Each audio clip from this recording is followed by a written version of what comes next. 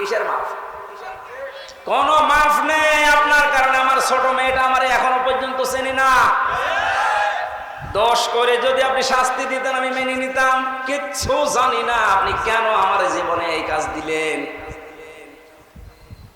আর যেভাবে রেখেছিলেন আমাকে আর মাওলানা মামুনুল হককে, কোন আলেমকে এত কষ্ট আমার বাংলাদেশে আমি আর শুনি নাই। আপনি আমার মতো একটা ছোট মানুষকে 24 ঘন্টা তালাবদ্ধ রেখে মনে হচ্ছে আমি ফাঁসির কন্ডেম ছেলে আছি, কত বড় অপরাধী। অথচ যে মামলাও দিয়েছিলেন, শাস্তি দিলেও 3 মাসের বেশি আপনি রাখতে পারেন না। এটা মূল্য চুরি মামলা। জালেমদেরকে মাফ করে দেওয়া মানে মজলুমের উপরে অবিচার করা। এক কথা বলছেন এখন। সারা বাংলাদেশের 18 কোটি মানুষকে যদি এই আয়না ঘরের সাথে যারা জড়িত ছিল, সে যেই কয়জনই হোক, যারাই জড়িত এর সাথে, এদেশের 18 কোটি মানুষ যদি মাফ করে দেয়, ব্যারিস্টার আরমানের বউ মাফ করবে না। আপনি ওই জায়গায় থাকলে আপনারও মনে হতো না আমি মাফ করবো না। আপনি যদি প্রথমেই বলে দিতেন যে তাকে আমরা মেরে ফেলেছি, মেয়েটা অন্য জায়গায় বিয়ে করতে পারতো। এক কথা বলছেন। এমন অবস্থায় রাখলেন তার বউটা বিয়েও করতে পারে না 1টা বছর। যুবতী মেয়ে এভাবে জীবন্ত যৌবন কঠিন বিষয়, আপনি টের পাচ্ছেন না। তাই এটা ঠিক রাখা কত কঠিন বিষয় উনি পার করেছেন। আপনি বলছেন মাফ করে দিন, মাফ করে দিন। মানে আপনার মেয়ে যদি হয়তো, এ কথা তো দুনিয়ার বিষয় না। জালেম যারা জুলুম করছে না, যেমন নব্য জুলুম করার জন্য যারা প্রস্তুতি নিচ্ছেন, আপনি কিন্তু নিজের কপালে আগুন লাগাচ্ছেন। আল্লাহর ঘরের ভেতরে যদি আল্লাহর নাম, আল্লাহর কোরআনের কথা কেউ বলতে নিষেধ করে, এটা দুনিয়ায় সবচাইতে বড় জালেম।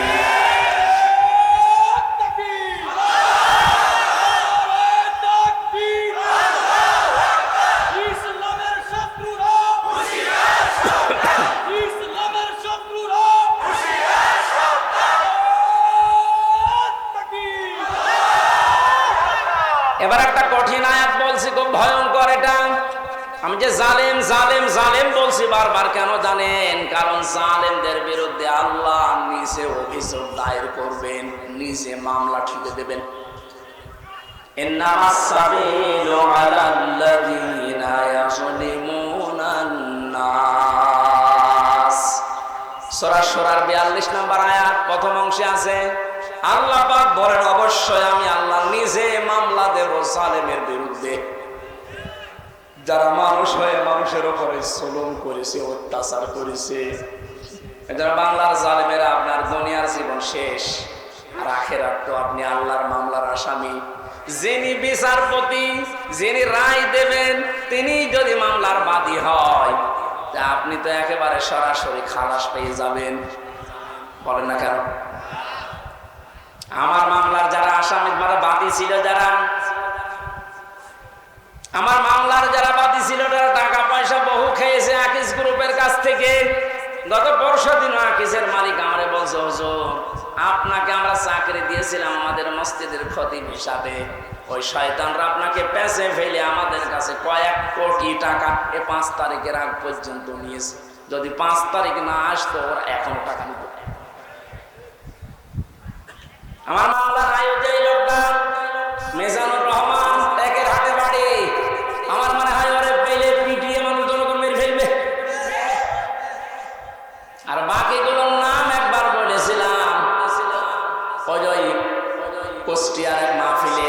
তারপরের দিন বলছে, হুজুর আর নাম বলেন না, কিছু হলে কিন্তু আমরা মারা পড়ে যাব। কেমন ভয় আছে জালেমরা দেখেন। তবে এই যে লোকটা, এই লোকটা 5 তারিখের আগের দিন 4 তারিখ রাত্রে টাকা নিয়েছে, এই মামলার আয়ুটা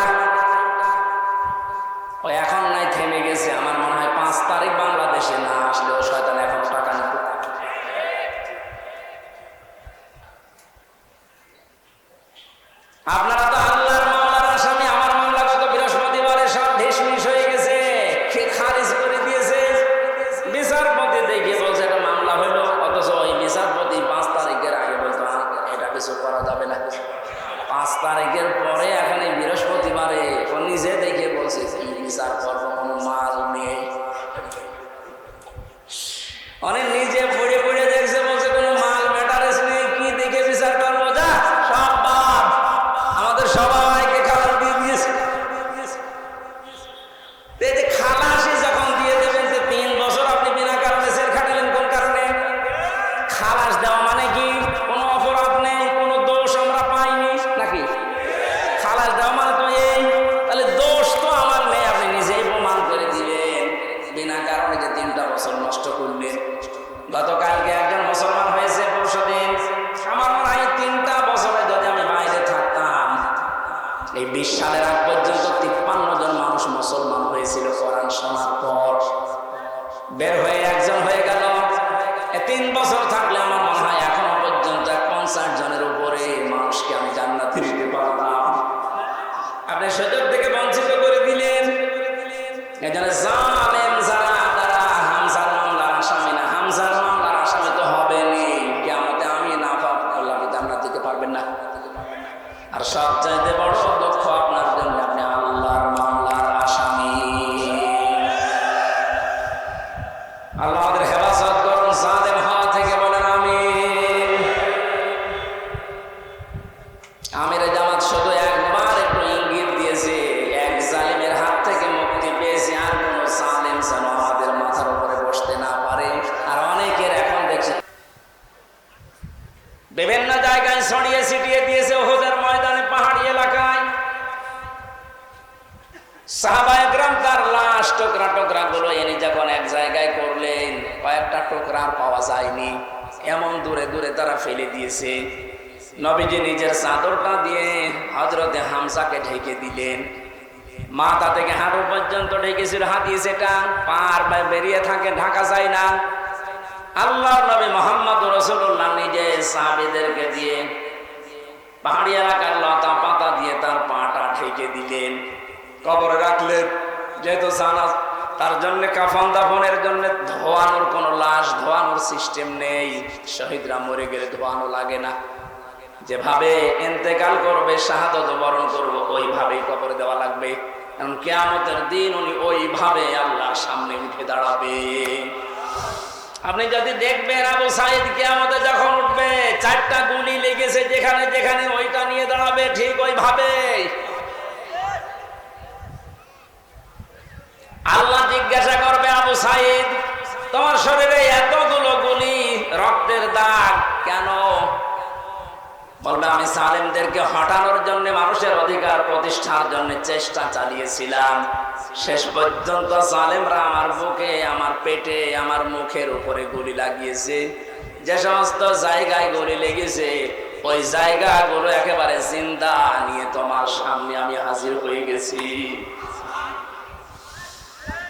হযরতে হামজাকে আল্লাহর নবী কবরে রাখলেন।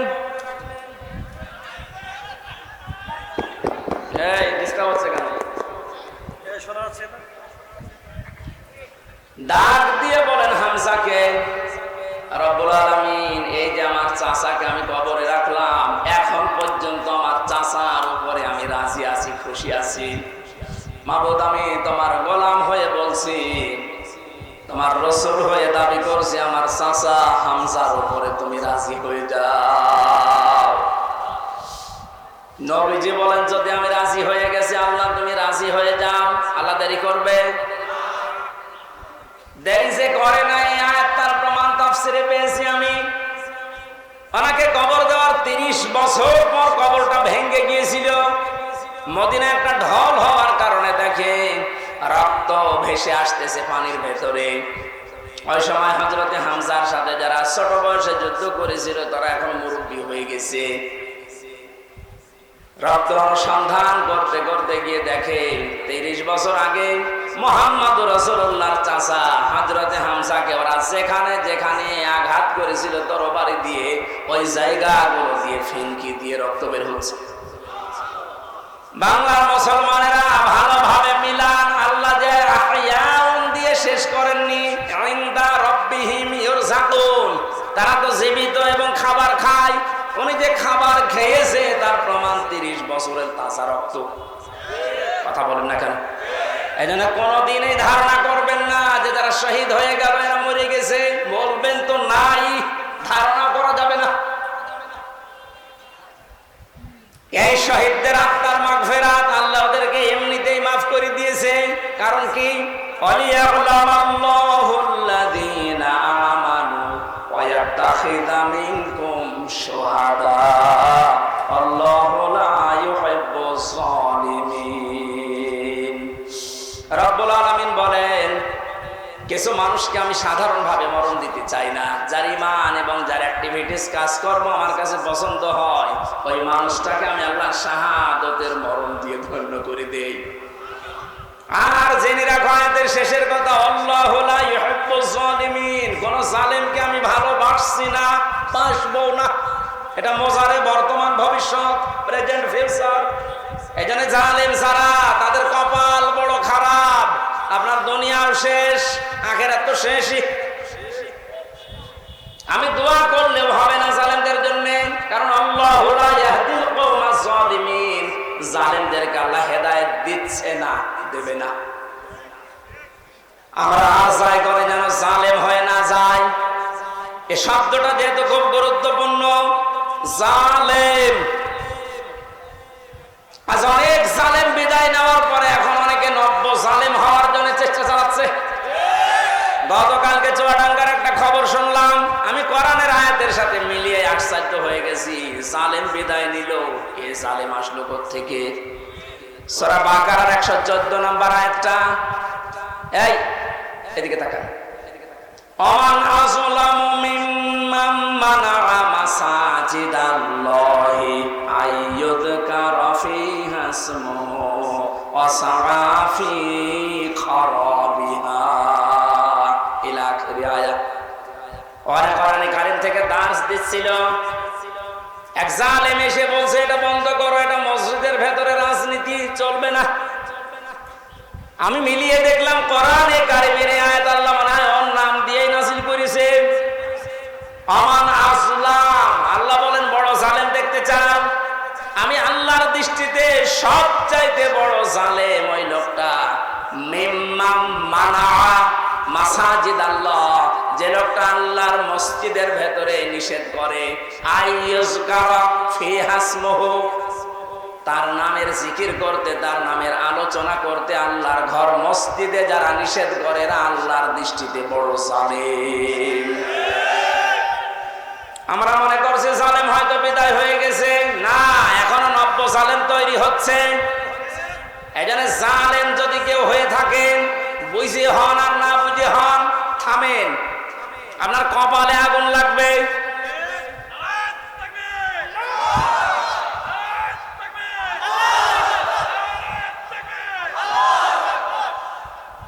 এটা সূরা শুআরার ভেতরে আছে, শেষ নাম্বার আয়াত। আল্লাহ বলেন অতি শীঘ্রই জালেমরা তাদের পরিণতি, তাদের আশ্রয়স্থল দেখতে পাবে। এই জালেমরা যেমন আজ দেখতে পাচ্ছে, এত বড় দরবেশ কেউ দেখলাম জুলুম করার ফল কি? দাড়ি কেটেও বাঁচতে পারে না। আল্লাহ বলেন জালেমদেরকে আমি ধরি, কারণ জালেমের বিরুদ্ধে আমার মামলা। কার মামলা? শব্দটা লক্ষ্য করেছেন? জালেমের বিরুদ্ধে হামজা মামলা দেবে না, জালেমের বিরুদ্ধে মামলা দেবে কে? ডাক্তার শফিকুর রহমান আজকেও ঘোষণা দিয়েছে কুষ্টিয়ায় যে আমরা সবাইকে সাধারণ ক্ষমা করে দিলাম, কিন্তু যে পরিবারগুলো অত্যাচারিত হয়েছে তারা যদি এখন অত্যাচারের প্রতিশোধ নিতে গিয়ে কিছু করে, ওইটার জন্য আমরা দায়ী না। শব্দটা তো আসলে ঠিক।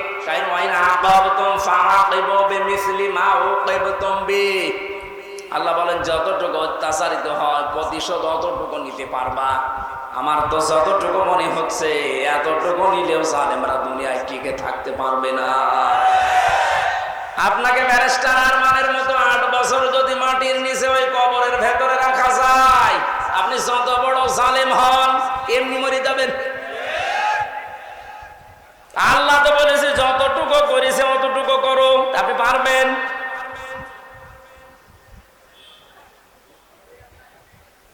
আমার উপরও যতটুকু অত্যাচার হয়েছিল, আমি চাই যাদের দ্বারা হয়েছে, যে মানুষগুলোর ইঙ্গিত হয়েছে, আমি ওই মানুষগুলোকে অতটুকু না করে ছাড় দেব না। যে যা বলে পড়ুক গা। এখন যত না মাফ করে দেন না